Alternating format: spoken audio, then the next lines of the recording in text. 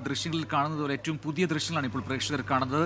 അടിമാലിയിൽ മണ്ണിടിഞ്ഞുണ്ടായ അപകടത്തിന്റെ ദൃശ്യങ്ങളാണ് ഇപ്പോൾ പ്രേക്ഷകർ കാണുന്നത്. അവിടെ രക്ഷാപ്രവർത്തനം നടക്കുന്നു. ഇപ്പോൾ ദൃശ്യങ്ങളിൽ കാണാം ഫയർഫോഴ്സ് ഉദ്യോഗസ്ഥർ അവിടെ എത്തിയിട്ടുണ്ട്. അവർ ഈ വീട്ടിനകത്തേക്ക് കയറാനുള്ള ശ്രമത്തിലാണ്. ഇപ്പോൾ നമുക്ക് ദൃശ്യങ്ങളിൽ കാണാം അവിടെ വീട് പൂർണ്ണമായും തകർന്ന അവസ്ഥ, വീട്ടിലെ ഉപകരണങ്ങളൊക്കെ അവിടെ ചിന്നിച്ചിതറി കിടക്കുന്ന അവസ്ഥയൊക്കെ നമുക്ക് ഈ ദൃശ്യങ്ങളിൽ കാണാം.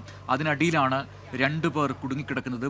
ബിജു, പ്രദേശവാസിയായ ബിജു, ഒപ്പം ഭാര്യ സന്ധ്യ, ഇവരാണ് വീടിനകത്ത് കുടുങ്ങിക്കിടക്കുന്നത്. അല്പസമയം മുൻപ് വരെ ഈ സന്ധ്യയുമായി സംസാരിക്കാൻ കഴിഞ്ഞിരുന്നു എന്നൊരു വിവരം അത് പങ്കുവച്ചിരുന്നു അവിടുത്തെ വാർഡ് മെമ്പർ TS സിദ്ദിഖ്. അതിന് പിന്നീട് സന്ധ്യയെ കോൺടാക്ട് ചെയ്യാൻ പറ്റുന്നില്ല, അവരുമായി സമ്പർക്കം പുലർത്താൻ സാധിക്കുന്നില്ല എന്നും പറഞ്ഞിരുന്നു. ഒരുപക്ഷെ വീടിൻ്റെ ഏത് ഭാഗത്താണ് ഇവരിൽ കൃത്യമായി ഉള്ളത് എന്ന് നിശ്ചയിക്കാൻ കഴിയാത്തതുകൊണ്ടാകാം അത്.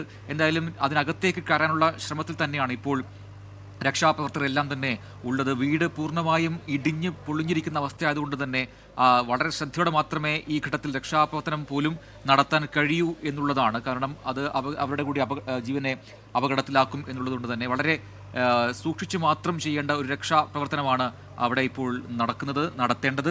മറ്റ് NDRF സംഘം, കുറച്ചുകൂടി വിദഗ്ധരായ സംഘം അവിടത്തേക്ക് എത്തിക്കൊണ്ടിരിക്കുകയാണ്. ജില്ലാ കളക്ടർ അത് നേരത്തെ അറിയിച്ചതുമാണ്. ആ സംഭവ സ്ഥലത്തേക്ക് അവർ എത്താറായി എന്നാണ് ലാൽകൃഷ്ണൻ, നമ്മുടെ പ്രതിനിധി, അവിടെ നിന്ന് നൽകുന്ന ഏറ്റവും പുതിയ വിവരങ്ങൾ. കൂടുതൽ JCBകൾ അവിടേക്ക് എത്തിക്കാൻ ഇതിനോടകം പ്രദേശവാസികൾക്കും ഒപ്പം ബന്ധപ്പെട്ട അധികാരികൾക്കും കഴിഞ്ഞിട്ടുണ്ട്.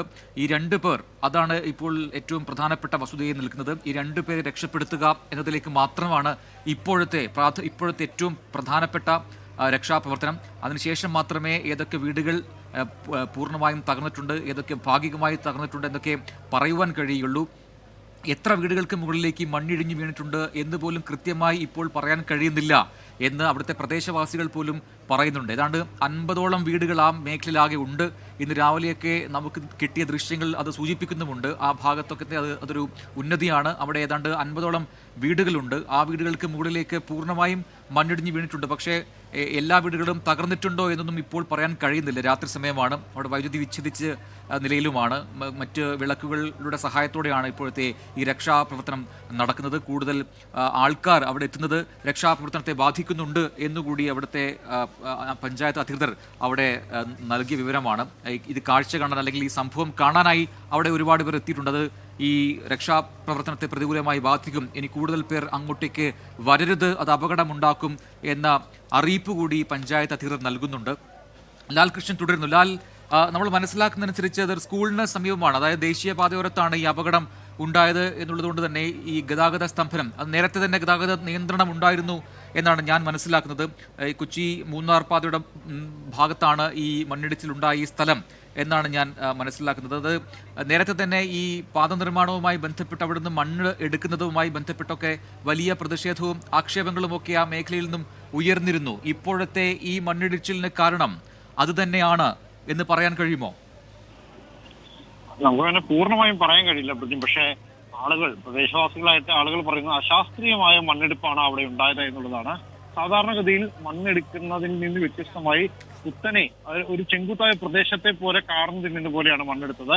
സാധാരണ ഒരു ചെരിഞ്ഞ രീതിയിൽ എടുക്കുന്ന, കോണിച്ച രീതിയിൽ മണ്ണെടുക്കുന്ന രീതി വിട്ടിട്ട് നേരെ 19 ഡിഗ്രി മോഡലിൽ മണ്ണെടുത്തത് ആ പ്രദേശത്തെ സുരക്ഷിതത്തെ ബാധിച്ചിട്ടുണ്ട് എന്നാണ് പറയുന്നത്. പക്ഷെ ദേശീയപാത അതോറിറ്റി ഈ വിഷയത്തിൽ പറയുന്നത് അവിടെ പകരം ബീം നിർമ്മിക്കുന്നതിന് വേണ്ടിയിട്ടുള്ള പദ്ധതിയാണ്, അതുകൊണ്ടാണ് അത്തരത്തിൽ മണ്ണെടുത്ത് ക്ലിയർ ചെയ്ത് റോഡിനെ പാരലൈസ് ചെയ്യുന്നത് എന്ന രീതിയാണ് പറഞ്ഞത്. പക്ഷേ ആ പ്രദേശത്തിന്റെ ഒരു സ്വഭാവം എന്ന് പറയുന്നത് വലിയ രീതിയിലുള്ള ഒരു മഴ പെയ്തിട്ടുണ്ടെങ്കിൽ വെള്ളം പൂർണ്ണമായും മണ്ണിനടിയിലേക്ക് നിൽക്കുകയും മണ്ണ് തള്ളിപ്പോവുകയും ചെയ്യുന്ന ഒരു സ്ഥിതി ഉണ്ടാകും. പലപ്പോഴും കൊച്ചി ധനുഷ്കോടി ദേശീയപാതയിൽ ഏറ്റവും കൂടുതൽ പ്രശ്നങ്ങൾ ഉണ്ടായത് മണ്ണിടിഞ്ഞ് വീണ് തന്നെയായിരുന്നു. അതും മഴക്കാലത്ത് തന്നെയായിരുന്നു.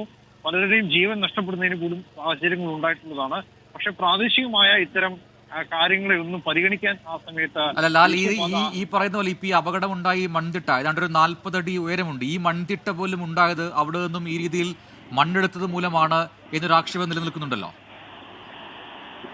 തീർച്ചയായിട്ടും ഉണ്ട്. അത് ബ്ലോക്ക് പഞ്ചായത്തും ജില്ലാ പഞ്ചായത്തും തദ്ദേശ സ്വയംഭരണ സ്ഥാപനങ്ങളെല്ലാം തന്നെ ആ വാദം ആദ്യം മുതൽ തന്നെ ഉന്നയിക്കുന്നുണ്ട്. പ്രത്യേകിച്ച് പ്രദേശവാസികളെ കേൾക്കാതെയാണ് അത്തരത്തിൽ അവിടെ നിർമ്മാണ പ്രവർത്തനങ്ങൾ നടന്നിരുന്നത് എന്നൊരു കാര്യം കൂടി അവർ എടുത്തു പറയുന്നുണ്ട്.